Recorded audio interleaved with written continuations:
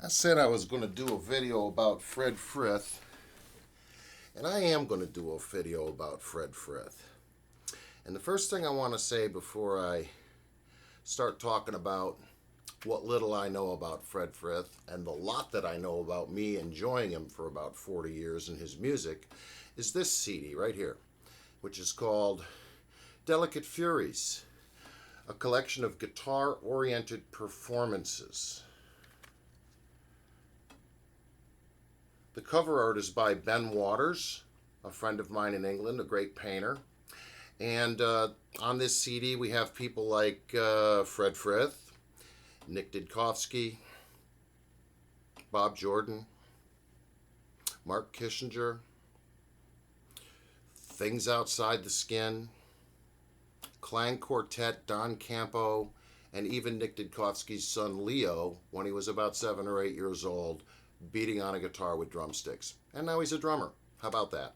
I want to start off by saying, hey Fred, thank you for contributing the track, the unreleased track, Huey's Workout, to this fundraising CD those many years ago. Gosh, I think it's almost 20 years ago.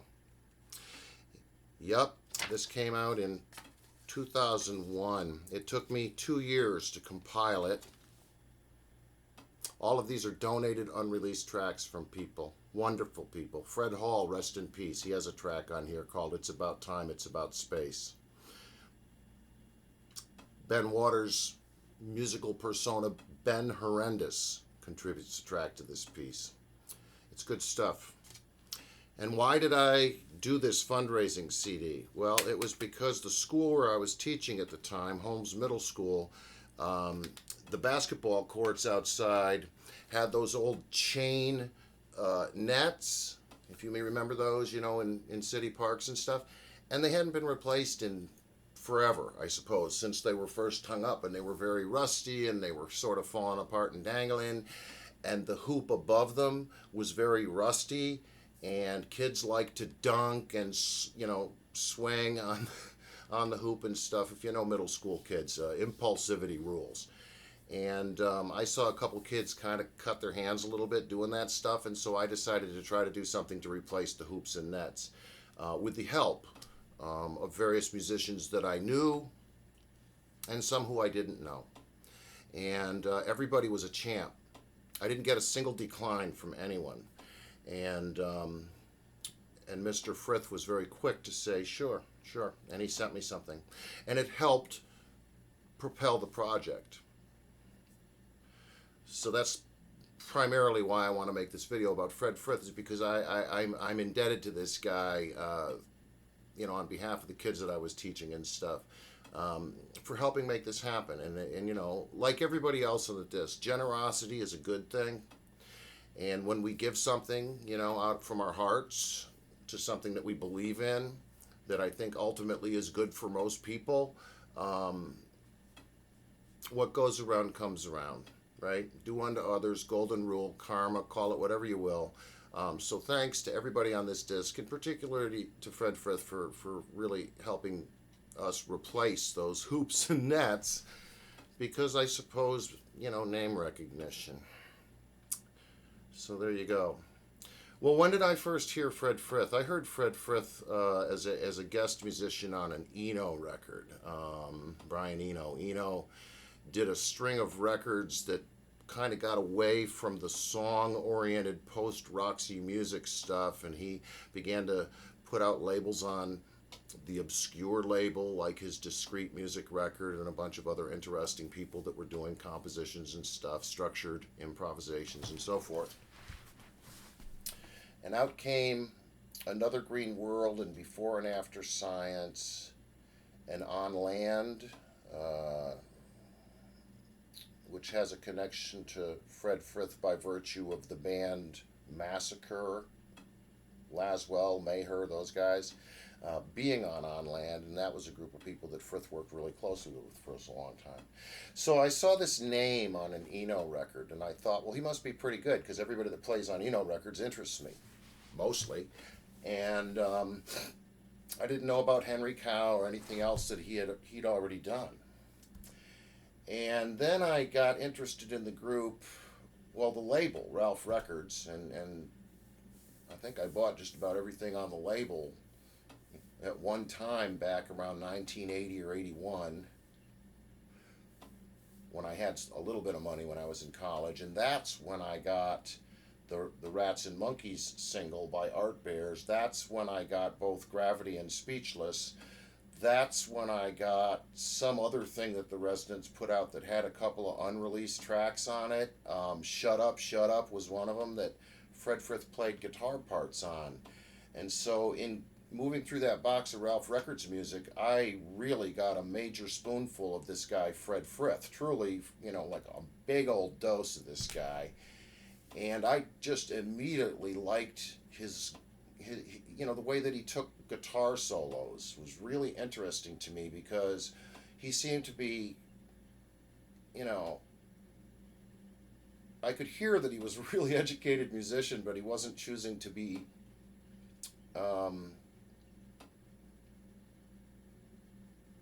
interesting in a familiar way. And his sense of melody and his ease with, hopping around in interesting time signatures and stuff like that. And I'm not saying this out of vanity or anything, but for some reason it was very familiar somehow, and in many ways comprehensible to me right away. And it might be because maybe we have similar notions about theory and composition, even though we've never met each other. I don't know, but I just liked his stuff immediately, and I wanted more of it. And so then I went ahead and started getting the Art Bears records, the Henry Cow records. He was on a Fabulous Material record, Memory Serves. He was doing stuff during the heyday of the New York improv scene, with Zorn and Chadbourne and Laswell and all these other people who were peripherally connected with the no-wave scene that came out of a blue-collar place. You can argue with me about this if you wish. And a lot of different... in New York, a lot of different economic backgrounds and levels and stuff were coming together for reasons that weren't economic, and it was a win-win for everybody involved. And any of us that know about this stuff know that these were wonderful times. Great records coming out back then. And Fred Frith was all over the place, right? Everywhere.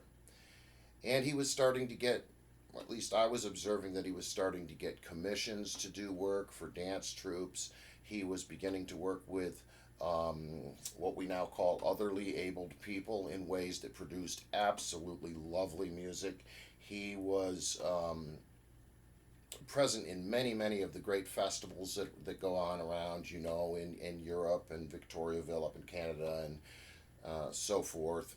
I guess he'd already known Giorgio Gomelski, because many of the things that he was doing in New York at the time, promotionally and in terms of recording, Frith was in that universe of strange session players that were coming in and showing up in a lot of interesting places. And,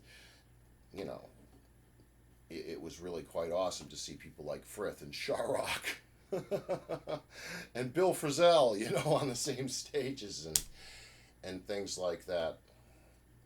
And I believe he's still a composer in residence out at Mills College. This is a guy I haven't communicated with directly since like 2000, when I requested a track for Delicate Furies. But, he's a hero of mine. I've gotten thousands of hours of listening enjoyment, educationally enjoyable listening, and also things that just make me giggle, things that are really harsh and freaky for all the right reasons, and he knows how to really channel what he's feeling. He's a very woke person, has been for as long as I've been familiar with his work, when it comes to the way that the common man interacts with various hierarchies that impose constraints and liberties. Look at the fingers on people and stuff. Henry Cow was very political, and Frith continues to comment on the world all the time. With the names of his compositions, the names of his collections, the art that he chooses to put on the records, and also the emotion that comes through in his compositions. So you can see I'm a really big fan of this guy, Fred Frith, and I'm really happy that he's still out there doing stuff and still teaching people, and all the while being, at least from my extremely much removed perspective, he strikes me as a good man. Someone that can distinguish between right and wrong, and kind of be a force of nature in the arts.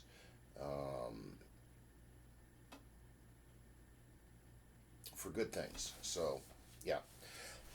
Show you a few records. I'm not going to take a lot of time talking about these things, but I will point out, who's playing on them, if it's somebody I know or somebody you know. We can go way back first to the band Henry Cow. Now, understand that I had a lot of this stuff on vinyl back in the day, but I divested myself of all of my vinyl. Truly, right there's about 10 records. That's how many records I have anymore. Until me and Tina bought this house, we'd moved like 30 times each, and I don't like carrying boxes of records around. I'd be dead by now, really. Anyways, let's go back in time. So, the first proper Henry Cow record was on Virgin, called Legend, or Leg End, if you want to go with the cool painting on the front, this woven paint sock, which appeared on 3 different Henry Cow records. Frith plays with Chris Cutler, Jeff Lee, Tim Hodgkinson, and John Greaves on this record. It's really playful. It has it shows us that they were listening to folk music. It shows us that they were listening to Stockhausen.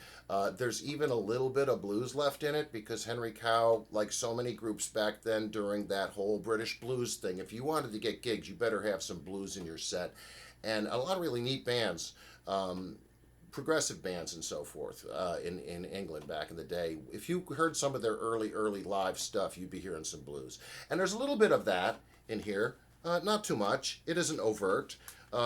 Henry Cow came right out of the gate with really cool album art.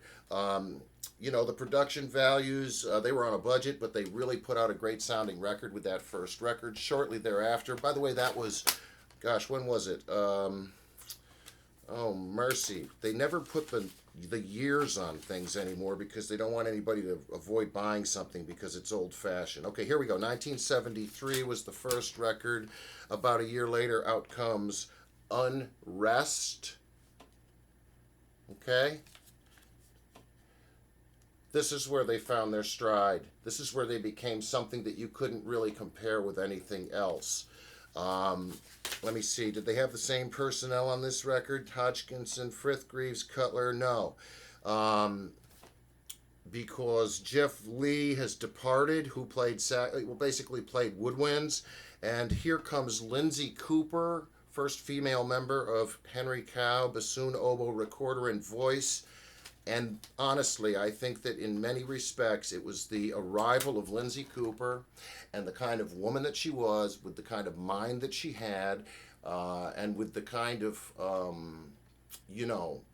commitment to her muse and ability to work with others, that really got them to become something that has now become legendary. I think that Lindsay Cooper's really an important person in there.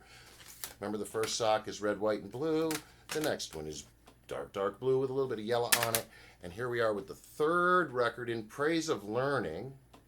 And this record has all of those people that I just mentioned and the members of Slap Happy. Dagmar Krause singing, Peter Blegvad playing guitar on some of the tunes here, and Anthony Moore, multi-instrumental fella, playing piano on here. And everybody else is on here, and they've got another guest. Jeff Lee shows up to do a few things on one track. previous band member, and there's a man named Phil Beck playing an oscillator on this record. This is an extremely political record. Very, very political. Okay? Europe was going through some very serious stuff back in the mid-70s. A lot of people were being hugely oppressed, and Henry Cow wouldn't have it. And that's what they were talking about back then with songs like War, Living in the Heart of the Beast, The Long March, Beautiful as the Moon, Terrible as an Army with Banners, and another song on here called Lovers of Gold. Do the math. You can tell what they were about. This is my other Henry Cow CD. It's live stuff from 75 and 77. Many of the tunes on those other records, well, not many, but several of the tunes on that other record show up here. There's some unreleased other tunes that never got on a record that are performed live. And they're in Stockholm and Göteborg. Good stuff. This is before Frith relocated to New York City. Henry Cow fell apart for various reasons, as bands do. And some stuff that they'd been recording right near the end of the band eventually became a record called Hopes and Fears, credit to a group called ARTE Bears. And ARTE Bears was Fred Frith, Dagmar Krause, and Chris Cutler on drums. Frith would play basically everything except drums. Keyboards, violin, guitar, bass, etc. The first ARTE Bears record sounds like a Henry Cow record to me, mostly. But it was the next two records that the ARTE Bears put out. One was called Winter Songs. I have both of them on this disc here. And the other was called The World as It Is Today. And that's what the cover looked like of The World as It Is Today. This is the cover of the record before it, called Winter Songs. Really artful packaging, really Spartan music compared with Henry Cow from this trio. I think they're fabulous. The first record was Pastoral, and The World as It Is Today was political, angry, jagged, shrieking, passionate. Those two records are must-have Desert Island records for me. Gotta have them. Fantastic stuff. Brilliant. It is rock music, but it is a polygon without a name. A sonic polygon without a name. The shape of ARTE Bears music is really hard to describe, but it's rock, and they mean it. Hello, Jocko. Come here. Come here. Say hi to everybody. Look at that red light. Oh, you just want to say hi. Okay, go away. After that, lo and behold, Frith appears in New York City, comes over to the United States, and during that kind of transitional time, he shows up on a couple of Resonance tunes and strikes up a relationship with Ralph Records, and out comes Gravity. This record has a cover by Robert Wyatt's wife, Alfreda Banje. This record has two different bands as the backup groups, to flesh out Frith's tunes. And one of the bands is the Muffins, who were in Maryland, and a sort of a Canterbury, Americanized Canterbury progressive jazz group. They won't like how I describe them, because how do you describe these guys? They have influences, but they are what they are. My friend Dave Newhouse plays in the band, as does my friend Tom Scott. I met him at the Durats gig. Real nice guy. Paul Sears and Billy Swan round out the group. Great stuff. Well, Frith invited them to basically be his band on half of Gravity. And Zamla Mana Manaz, whom I believe are a band from, Switzerland, Uppsala, recorded the backup stuff for the other side of the record. And really, it's like two EPs. The two sides of the record bear very little in common with one another by virtue of the fact that Frith brought in people whose playing he respected and said, be you. That's one of the lessons I've learned from Fred Frith. Let people you work with be who they are. That's where you'll get the best out of them. And about a year after Gravity, that was on Ralph Records, out came Speechless. That's a picture of his stepdaughter at that time, I believe. Tina Karan's kid? Yeah. I've seen other pictures where she's not crying and she looks really happy hanging out with Fred, so this just must have been a bad moment. Another Ralph Records release. And on this record, one of my favorite bands ever, Etron Fou Leloublan, backs up Frith on one side. And the bassist and drummer from Massacre, Bill Laswell and Fred Maher, who are also, founding members of the group Material, perform on the four songs on the other side of this record. It is just super duper great. And, one side was recorded in Switzerland, the other side was, kind of a Zappa-like, take a great live recording and make it even better with overdubs type stuff that he did with Laswell. This record is less pastoral. When I say pastoral, I mean like sitting by a burbling creek with a bottle of wine and a chunk of cheese and on a nice day in the shade kind of music.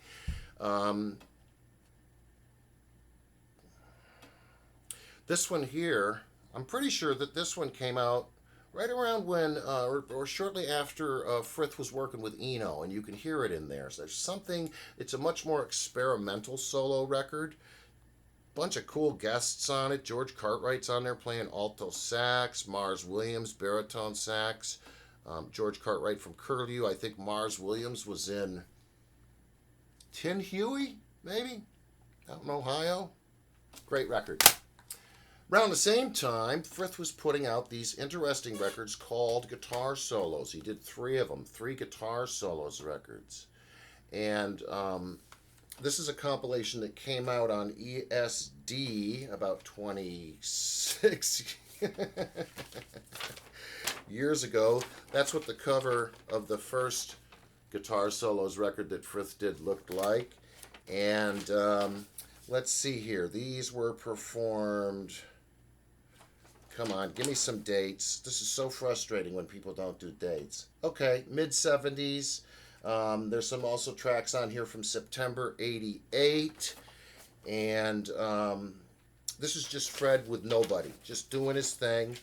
He is known for playing his guitar on a table in front of him rather than holding it up in the air like most people do, and percussively playing it and abrading the strings and using devices on the strings to set them in motion.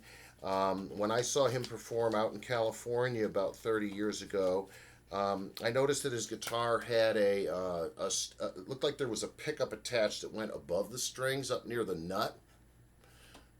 I'm guessing that had a volume and tone control or something, a kill switch or whatever, something where he could bring that into play and perhaps amplify some string overtones that are occurring near the nut.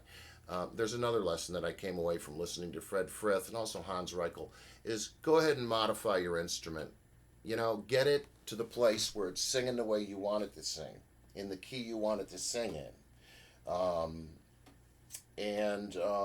I also discovered the noise gate soon after starting to modify my instruments and making homemades and stuff.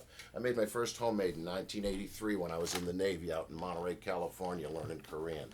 And it almost killed me one time because I contacted a microphone while I was fooling with it, and I like grounded the circuit. Something like a snake finger may have happened that day, but it didn't. Frith put out another solo record, cheap at half the price, on Ralph Records. It was the last one he did, if my memory serves me. And this is stuff that he did at home on a 4-track. I love that. The 4-track is exactly where I learned how to multi-track. Starting in 1983, I got a Fostex X15. I had to choose between getting it or an Electro Harmonix Fripp in a Box 16-second delay. I bought the 4-track. I'm really glad I did. And embarked on, what's been a 35-year recording journey. Do it yourself. This guy always was this DIY ethic.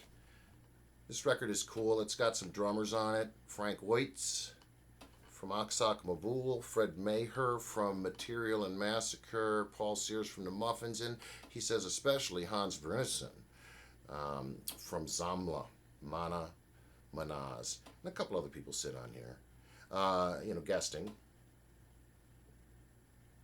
It's great. It's homemade 4-track cassette music. Good stuff. With singing all over the place, I might add.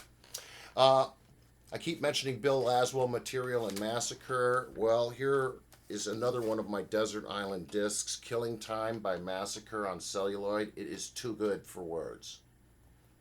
Everybody who knows me or has ever played with me knows I really like being in a power trio.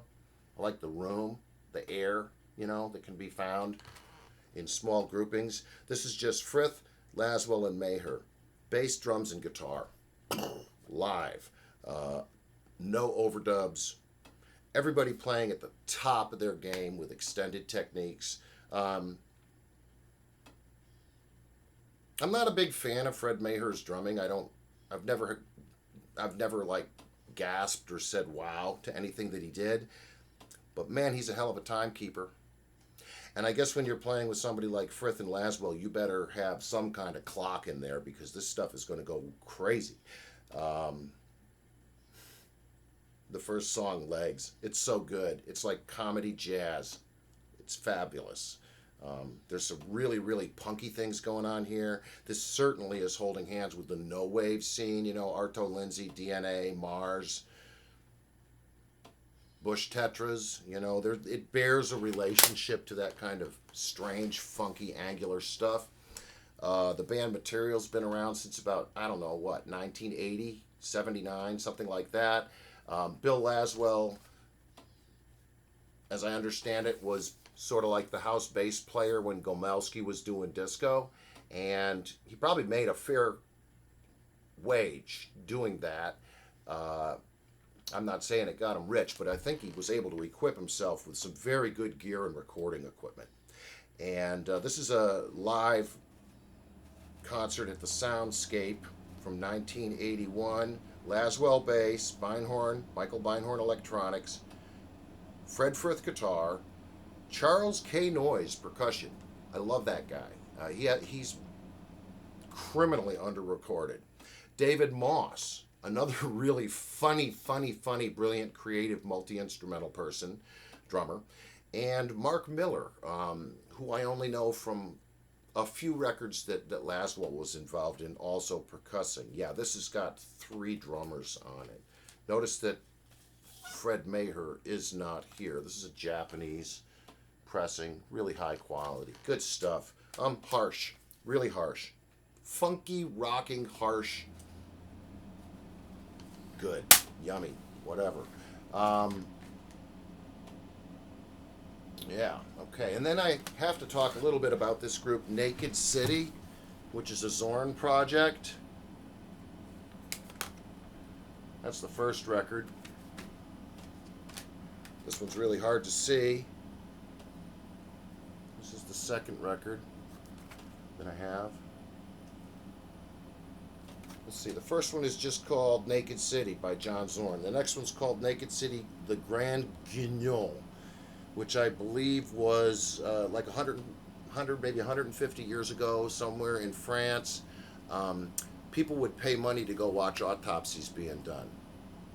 Yeah, that's an even sicker form of entertainment than the way a lot of people spend their Sunday mornings.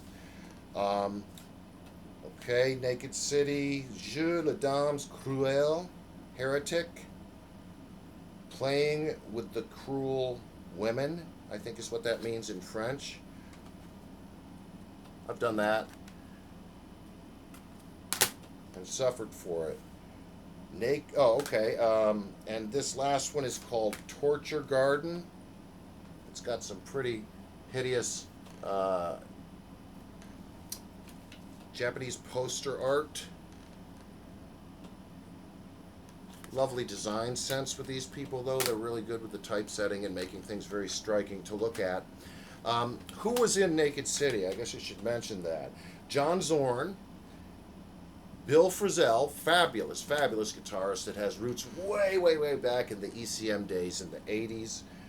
Wayne Horvitz, who was using, at the time, really cutting-edge keyboard technology. And Frith, bass. Joey Barron, fabulous, fabulous drummer with the NYC scene. And the singer is a Japanese person, Yamatsuka Ai. And not being terrifically familiar with Japanese music, maybe someone can help me out with his roots. Is that the guy that was in Ruins? I don't remember. This music is amazing. It's collage music, composed music that skips through genres unexpectedly. They'll be tearing along with some really interesting jazzy groove, and then on a single drum beat, they're playing country music on meth, and on another single drum beat, all of a sudden it sounds like you're listening to a Led Zeppelin rehearsal, and on another drum beat, all of a sudden ambient music is coming off the stage. Extremely disciplined players. Zorn picked exactly who he needed to be able to accomplish this stuff live, using a lot of his game theory and strategies and stuff like that. Naked City is really, really fascinating music. You're either going to love it or hate it. And sort of an offshoot band of Naked City is this group called Painkiller, and this album is called Guts of a Virgin. This is just Zorn, Laswell, and Mick Harris. Frith's not on it, so I'll just leave that there on top of Naked City where it belongs. Now I could go on and on about you know, a lot of the records that I used to have by Fred Frith, you know, Technology of Tears, the stuff on SST that came out in the early 90s, and you know, his work with bands like Aksak Mabul,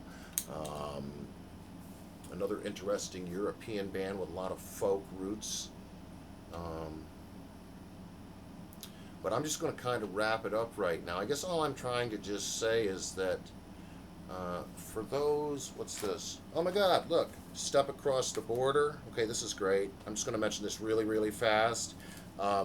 This is the soundtrack to a film, a documentary biographical film about Fred Frith. It's really, really informative. He's got guests out the wazoo on here. Iva Bittová, Hans Brunison, Tom Cora, Tina Karan, Jean Derome, Pavel Fat, Aino Hapala, Hako from After Dinner, the killer Japanese singer, Aitetsu Hayashi, Tim Hodgkinson from Henry Cow, Lars Hollmer, Bill Laswell, there he is again, Rene Lucier, the Canadian guitarist, he's awesome, Fred Maher, Kevin Norton, the interesting electronic noisemaker Bob Ostertag, you know, he would amplify balloons and stuff. Harpist Zena Parkins and John Zorn, they're all on here. Music for the film by Nicholas Humbert and Werner Penzel, Step Across the Border on ESD, it's the greatest. And Fred Frith and Keep the Dog. This is a concert CD that somebody sent me, 14 June of 1999 in Glasgow. I think my friend Amy Denio is in this group. Really cool live performance. Once again, when I divested myself of vinyl and then became a dad, keeping abreast of music just was no longer possible. Kind of still isn't. In order for me to be able to put my own stuff out there and things by my friends. Yeah, so, you know, I keep having this sense that I should apologize to some people because I'm not remembering, you know, but... Oh, yes, the band Skeleton Crew. Okay, Skeleton Crew was Fred. It started off as this concept of a multiple one-man band, right? With Frith playing like percussion, guitar, bass, Tom Cora playing electric cello, percussion, and so forth. And my close friend Dave Newhouse was in the band and brought the horn factor into it. And they, I don't know all the details except to say that at some point Dave peeled off from the trio. He was, I think he was starting a family. I think that's when his first son Sam was born. I'm not sure, but anyways, Skeleton Crew then continued on as a duo and put out a couple of records. Really good stuff. Calamitous. If you like David Moss, you'll like Skeleton Crew. Really good stuff. What else is on here?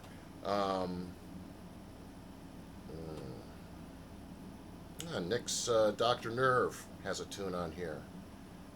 Etron Fou.